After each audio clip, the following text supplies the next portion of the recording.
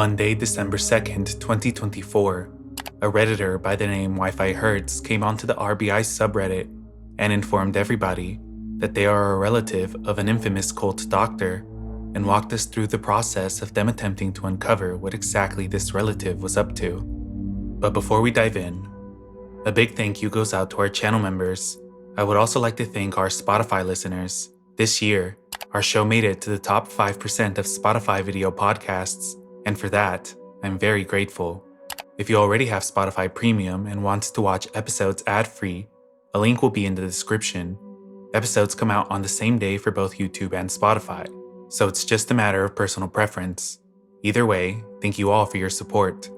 And finally, I also wanted to give a shout out to Aura, the sponsor of this video. Protecting your identity is becoming increasingly important. This year in 2024, we saw how hackers were able to steal the social security numbers of every American. Over 2.9 billion records were stolen from national public data, which provides information to employers, private investigators, staffing agencies, and others that perform background checks. This includes your full name, your date of birth, your address, your social security number, and even any alternate names you might go by. If you weren't already taking precautions to protect your personal data, then this should be a huge wake-up call, because you've never been more vulnerable than you are right now. And going into the new year, the best gift that you can give yourself is the gift of peace of mind. When I first heard about the data breach, I was terrified.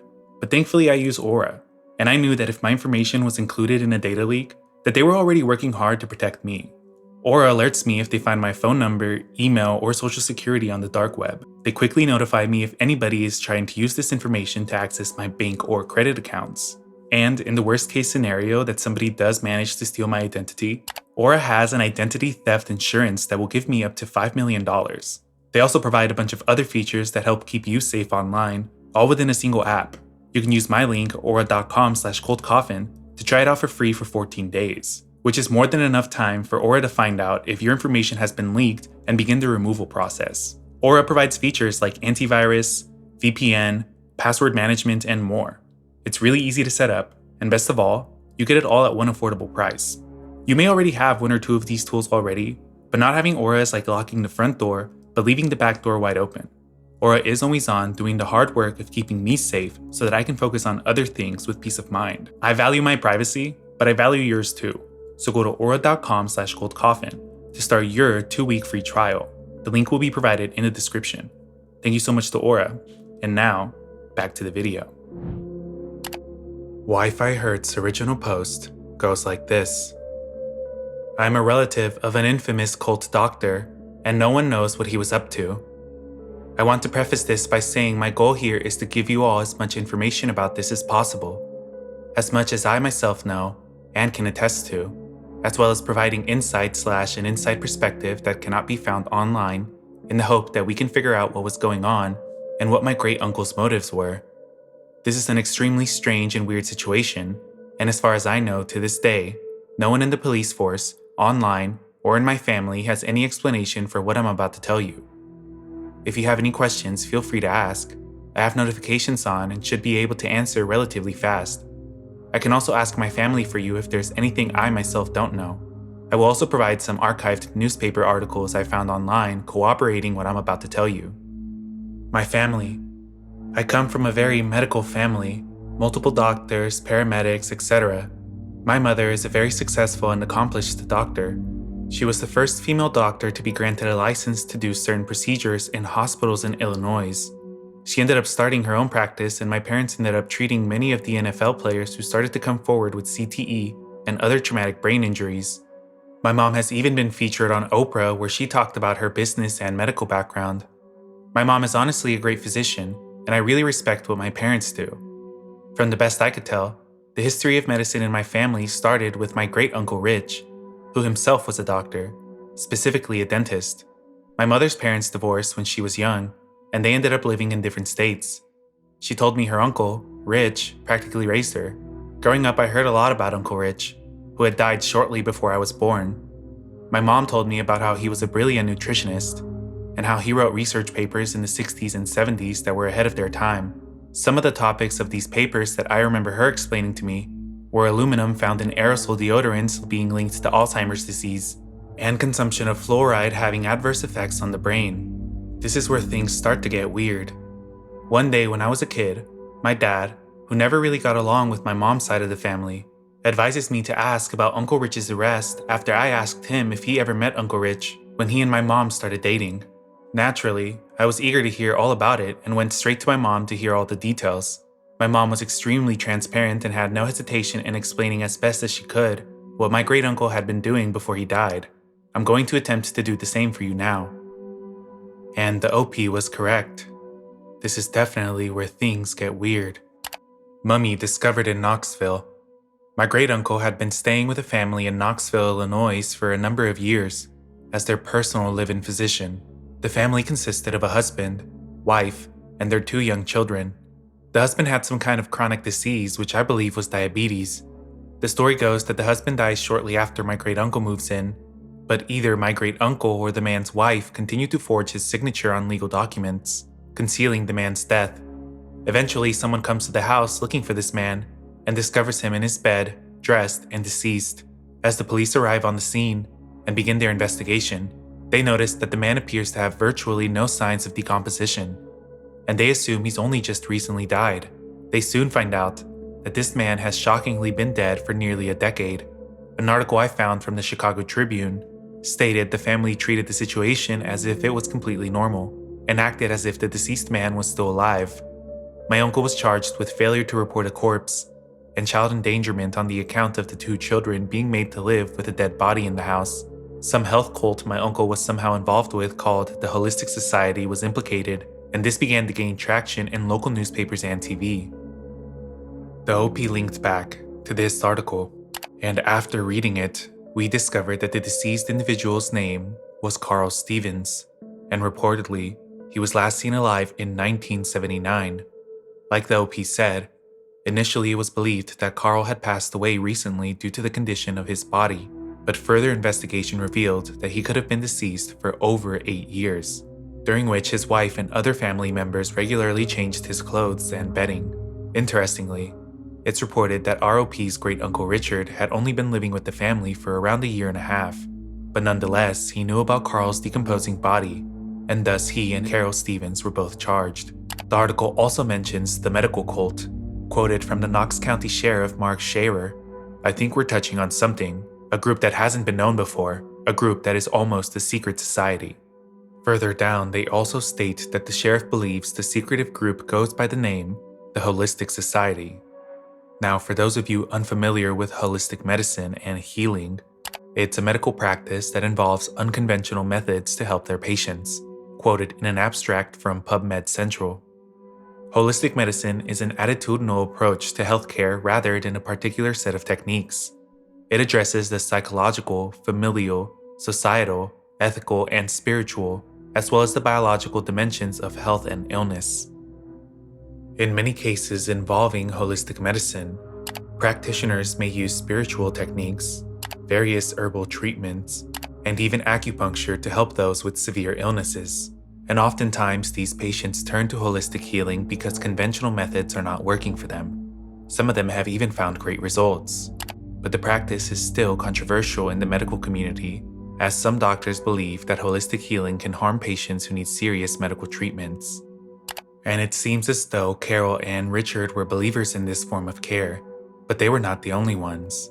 Carl's brother was the first person believed to have joined the health cult, and it's reported that it was him that had convinced Carl, who was a diabetic, to start replacing his insulin with vitamins and other, quote, powdered mixes. Carl had even began selling health products in the time leading up to his death, and by the end, he had cut his insulin intake in half and instead was taking up to 20 vitamin pills a day. This is what was believed to have ultimately taken Carl's life. Not wanting to make it known that Carl had passed away, Carol continued living her regular life, signing for Carl whenever needed and deflecting attempts by family members to visit him by claiming that he was very sick. Roger had even been financially supporting Carol and the kids until he passed away in 1985, and the following year in 1986, Richard would move into the family home. I would like to point out that the article does not say how long Richard had been involved with the family before he had officially moved in, but the assumption is that he had potentially been treating Carl before he passed.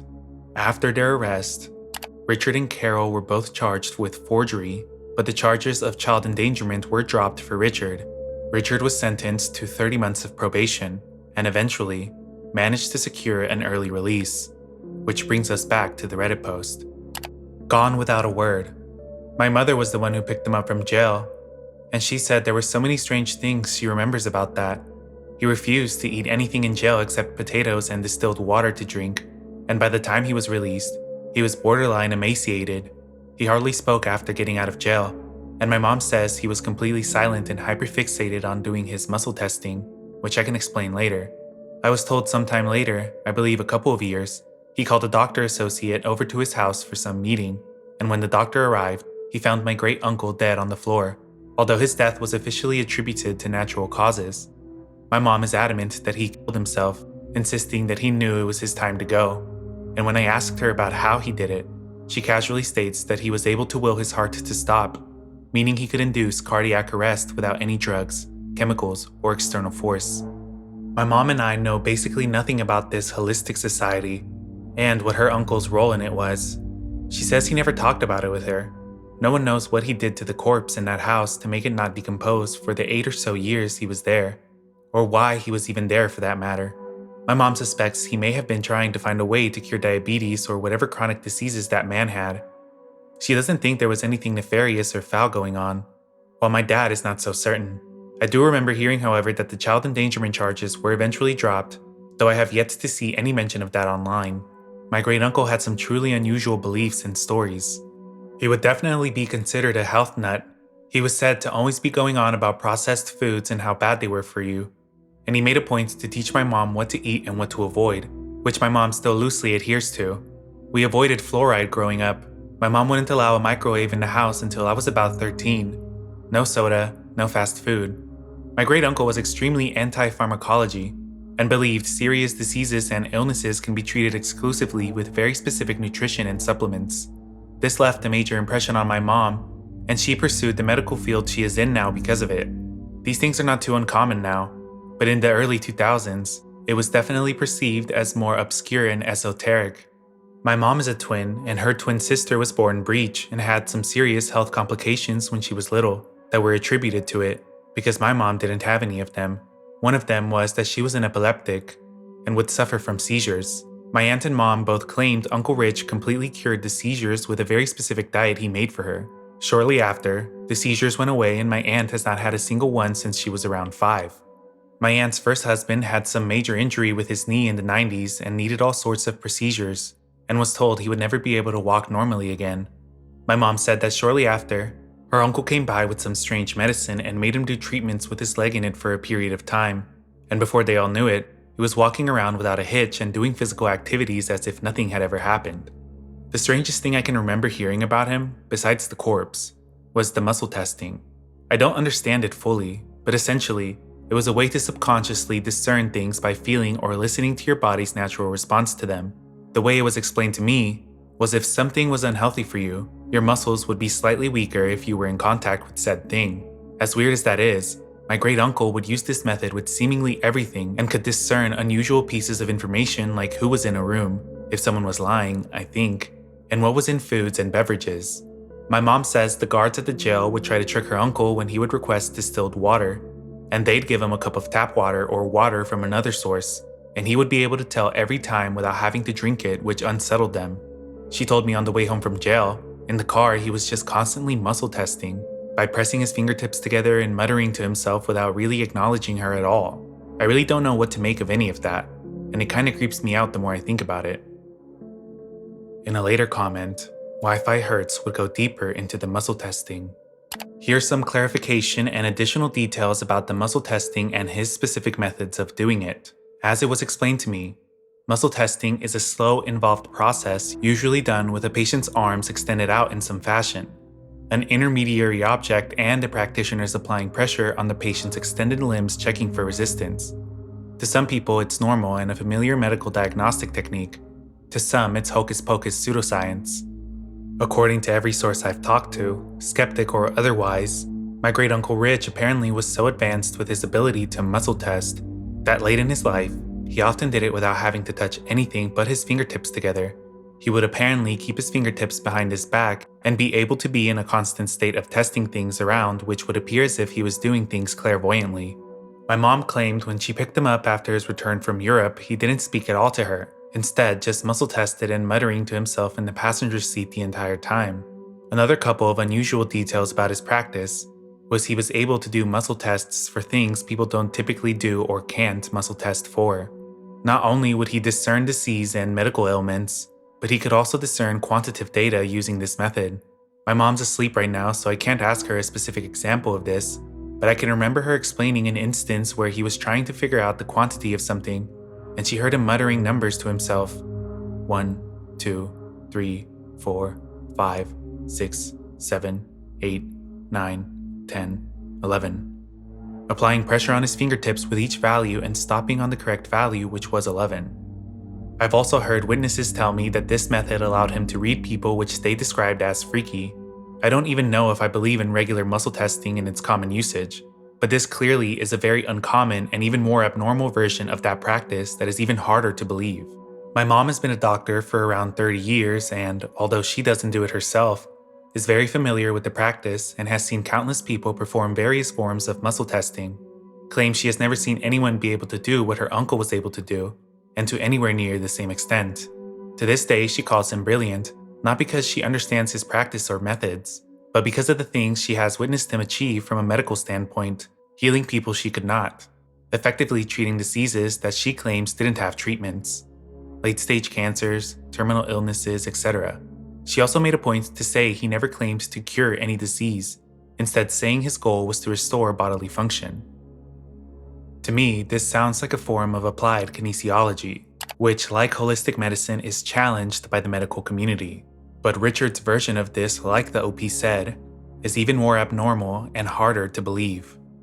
Sprinkled in some of the articles involving Richard is the name of the man, Dr. Harold Scott. Not much is known about Dr. Scott, but it is believed that he may be the leader of this group and that he is a dentist practicing in the Grand Cayman Islands. More on that a bit later. The OP would finish their post with this. Here's some articles I found about my great uncle, and I'm really curious to hear any thoughts or theories you might have, as well as anything you might uncover relating to him, what he was doing, and the group he was involved in. Included were several articles which I have already showed in earlier parts of the video, and in true RBI fashion, commenters were quick to uncover new information. A Redditor by the name Any Particular 1841 would comment this. Holy, you know what? He married her. Your great uncle freaking married the wife of the corpse 4 years later, just over a year after he was released from probation. She got 12 days in jail and 2 years of probation. They moved to Oregon and got married. More, Carl L. Stevens, the corpse, married Carol Lee Abbott in August of 1966. When Richard Kuntz married Carol Lee, the wife of Carl, she changed her name back to her maiden name of Abbott. Why? They got married on, wait for it, Halloween 1992. If you're not looking at the documents, there's a lot of black magic and occult stuff mentioned about their, interesting religious practices.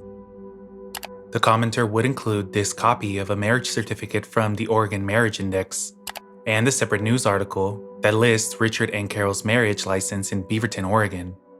The OP would reply back, Whoa, this is the biggest development in the story I've heard in years. I'm pretty sure my dad, who has always been skeptical of this, has made a comment before along the lines of, he was probably just messing around with the wife, way back when I first heard about this. It would also seem that the OP went to their mother to ask them about this, and this was how their conversation went. I just walked into my mom's office with this pulled up on my phone and said, Mom, did you know Uncle Rich got married in the 90s? She was like, to who? Carol? I responded, yeah, did you go? She said, no, it was like, private. And I said, it was on Halloween too. And she said, that's kinda weird. Any Particular would reply back, I bet it was private. I hope she doesn't get mad at you for checking into this. I sure don't want my day to have gone to waste. Inquiring minds and all that. I know she still respects and speaks highly of him and never really gave much credence to the occult things she heard in the papers. maybe even crossing into willful ignorance territory. It's no secret that my mom's side of the family is kind of a mess. Both of my parents have always talked about it casually like that. My mom would say her brother did something weird like buy a boat in the winter, and my dad would say, by my mom's maiden name standards, that's probably the least weird thing they've done. And they'd both laugh and agree. However, a couple weeks ago, I was having dinner with my parents at home, and they were talking about something on my mom's side of the family. I think someone's starting some drama at my cousin's funeral, and my dad made a similar comment, and this time my mom got noticeably offended and responded with, "Why do you always have to say that?" in an upset tone. It was the first time I've seen her take offense to it in my life, and I felt bad for her because she knows they're a mess, but they're still her family, and she loves them yet doesn't want it to reflect on her. I have been thinking about that recently. Sorry for the long aside, but to me it relates to how she might feel about all of this. I haven't told her there's a lot of people online asking questions about her uncle and the cult he was involved in. Now, despite everything that's been uncovered so far, there isn't much mention of the cult that Richard was allegedly a part of. The most information we have comes from this newspaper article titled, "Cult's Black Magic May Be Trial Topics." In the article, Richard is accused of teaching the Stevens children about black magic. It even goes as far to say that he practiced speaking to the spirits of dead people, and that he could speak to Carl through his corpse. It mentions that he first visited the home in 1980, which would be right after the time that Carl was believed to have passed away in 1979. But there is little mention of this holistic cult, other than the title and the first sentence. In an official legal opinion from Richard's case, we learned that Richard and Carl's brother Roger had known each other since 1978, which would be 1 year before Carl passed away. Given this information, I think it's reasonable to consider that Richard may have been giving Carl medical advice before his death. This can be further supported by the fact that in the legal opinion, it stated that Richard, the defendant, was aware of Carl's condition when Roger persuaded Richard to sign as a witness for Carl's signature in an effort to transfer Carl's power of attorney over to Roger.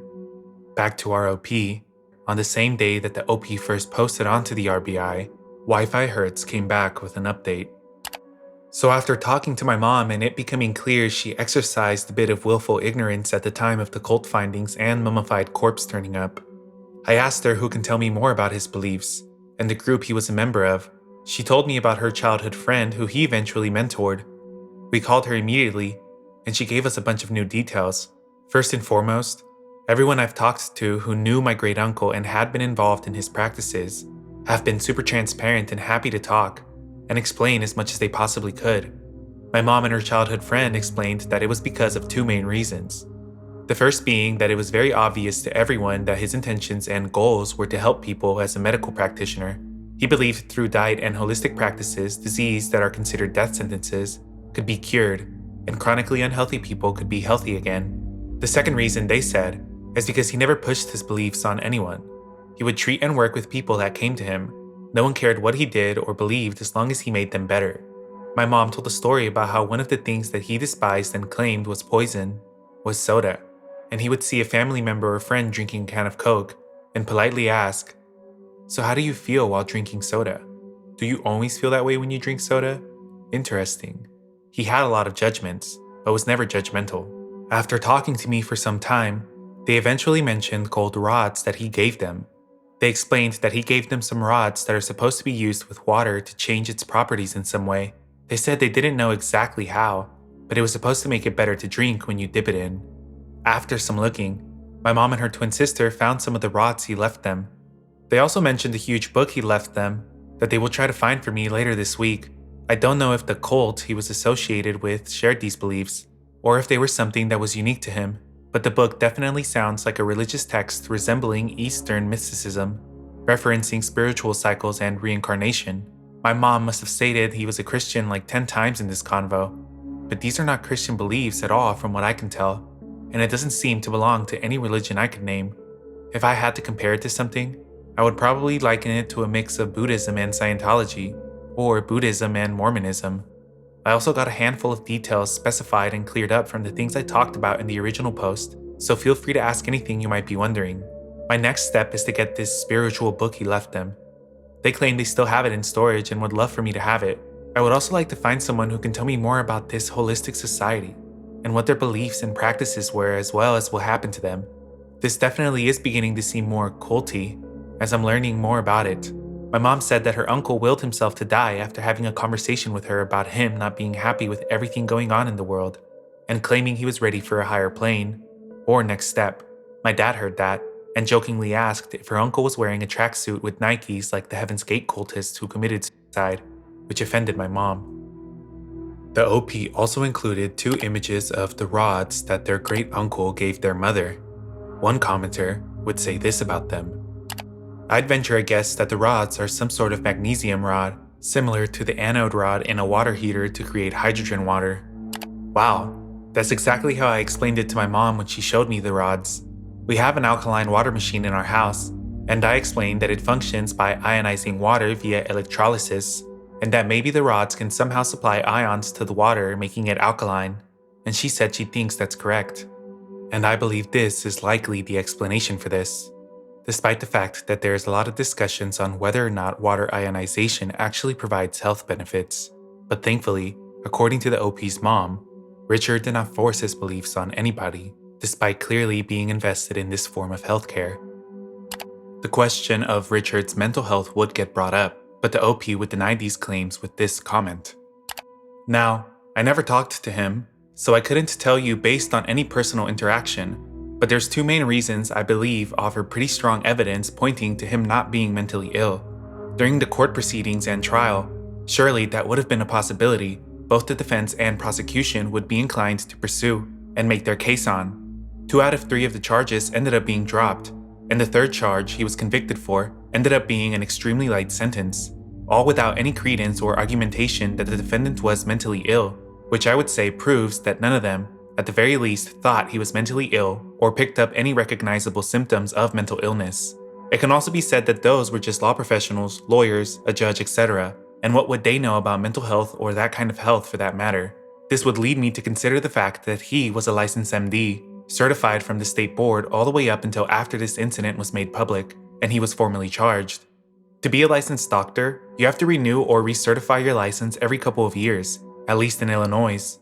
In doing this, your mental competency and health is actually evaluated by medical professionals, and having discernible mental illness that would directly cause someone to do what my great uncle did, like schizophrenia or psychosis, would disqualify you from being able to practice medicine. That's also completely ignoring my mother, who is a seasoned and licensed medical professional, and her testimony, having been around him much of her life. As crazy as this sounds, I think it's likely he did these things with a lucid mind, which is kind of perplexing and intriguing to think about. I'm curious to know your thoughts on these points, and the possibility that he wasn't just a crazy person doing things on the whims of a mentally unsound mind. And I think that the OP has a good point. Obviously, we don't have any medical records to confirm this, but if the OP's family are all medical professionals, then I believe at least one of them would have considered this, which according to the OP, does not seem to be the case. I did ask the OP about the book that Richard left behind, but unfortunately at the time of this recording, they still haven't been able to get their hands on it. So for now, we'll look at possible theories of what group Richard may have been a part of. Any particular would mention a man by the name Edgar Cayce, who was an American clairvoyant that claimed to diagnose diseases and recommend treatments for ailments while asleep. Cayce was born in 1877 and passed away in 1945, but during his life, he is credited as being one of the founders of the New Age movement, a religious movement that gained popularity in the 1970s. This movement practiced holistic medicine and also believed in the occult. One of these practices included making contact with spiritual entities, which all seems to line up with the timeline as well as what Richard was accused of practicing. But there isn't anything that directly ties this movement to Richard. But there was a physical link to another group that was reportedly found in Richard's wallet at the time of his arrest.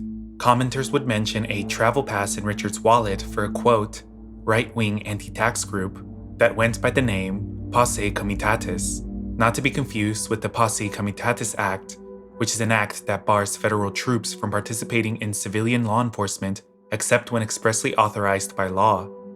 The term is Latin for force of the country, which is likely why this group chose to go by this name. The group also allegedly has ties to a white supremacist Christian identity movement, but if you ask me, this seems far from the type of groups that would practice holistic medicine, at least in my opinion. There really is no more information about Richard's involvement in this group other than him having a travel permit from them, which brings us to our final point of interest, Harold Scott, who is also shrouded in secrecy, aside from mentions in a couple of articles. Little is known about him, except that his name appears on literature found at the Stevens home. He apparently is a dentist living on Grand Cayman Island in the Caribbean. His treatise outline a belief system of pure living and healing methods, explain why dentistry is the logical healthcare field to beat down various physical illnesses, and how the world is made up of the bullies, those with power, and the followers. Prior to this, I had never heard the word treatise, so I looked it up, and a treatise is a written work dealing formally and systematically with a subject.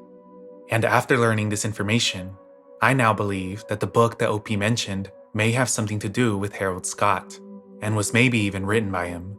A Google search of his name does link back to a court case from July 1987, in which a man named Harold Scott was a defendant against two men named Edward Eitridge and Douglas Burke. From the looks of it, Edward was a part of the Florida Land Development Corporation, and we can see his address is in the Cayman Islands. But unfortunately, the court's documents involving these men were paywalled, so I was unable to confirm if this was the same Harold Scott from the newspapers, which ultimately leads us at yet another dead end.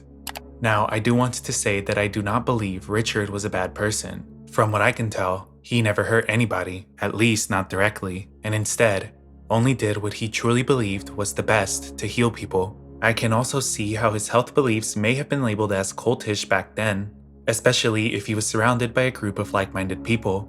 And I've also never heard of a cult of dentists, but then again, anything is possible. I did try to find the Oprah episode that featured the OP's mother. There are just too many episodes for me to go through, but if anybody does manage to find the episode, feel free to mention it in the comments, or link it directly to me on Reddit.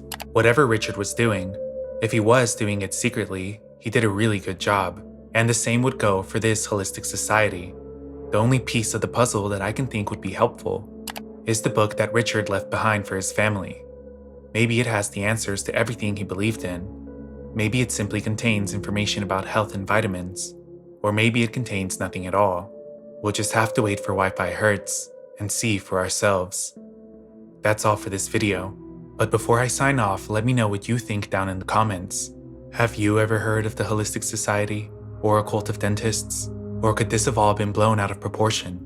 Leave a like if you made it this far.